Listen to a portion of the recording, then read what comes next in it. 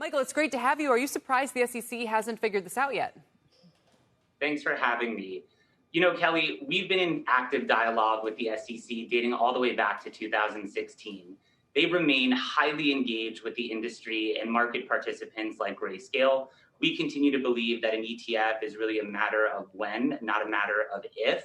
And certainly over time, as the market matures, we will see those moves towards Bitcoin ETFs, including the conversion of GBTC to an ETF. And we know that you guys have made moves with BNY Mellon to really kind of set this up. So I guess my question is, you guys are sort of the biggest mover in this space right now. I mean, so big that whether you're trading at a premium or discount to net asset value is said to be one of the biggest movers of the Bitcoin price itself. So you're huge in this space. What happens as others, including some really well-known names like Cathie Woods, also file ETFs and presumably could all be available on the market?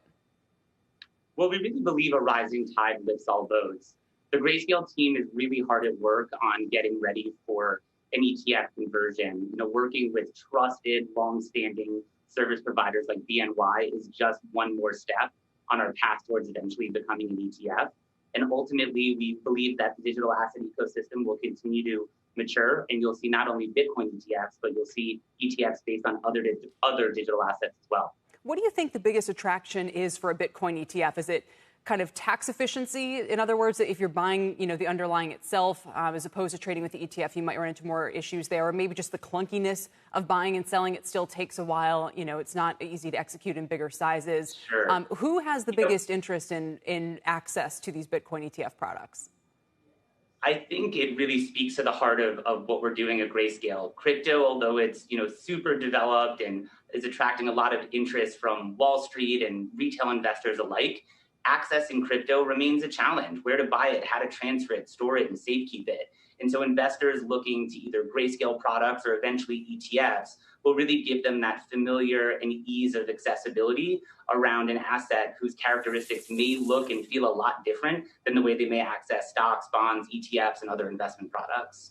Do you think that stablecoins now present a systemic risk to Bitcoin, and one that may frustrate those who watched Bitcoin sort of in its first initiations now fall subject to either leverage or shadow banking or whatever you want to call it, to the kind of yield games, if you want to even go that far, that are attracting a lot of people into the space for those yield products, but now are creating a lot of concern about their viability and may even prompt the Fed to intervene and replace them with some kind of central bank digital coin?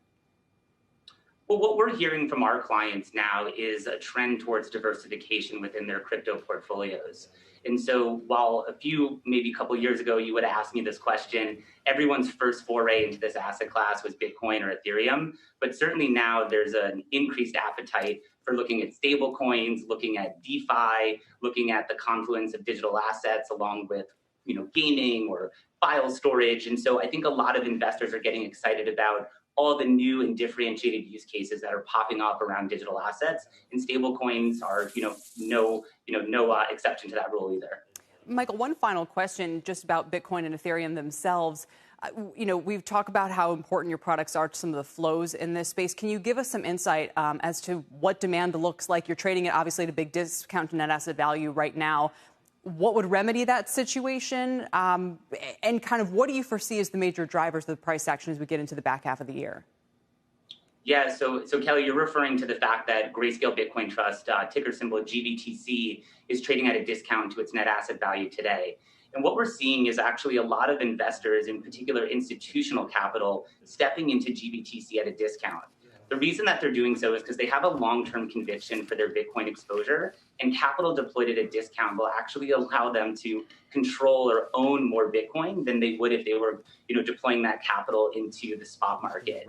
Ultimately, we do think that the product will trend back towards its net asset value, and certainly when GBTC converts to an ETF, in that format, there will be arbitrage mechanisms that are inherently built into those types of products that will arbitrage away any discounts or premiums and see the product trade really close to net asset value.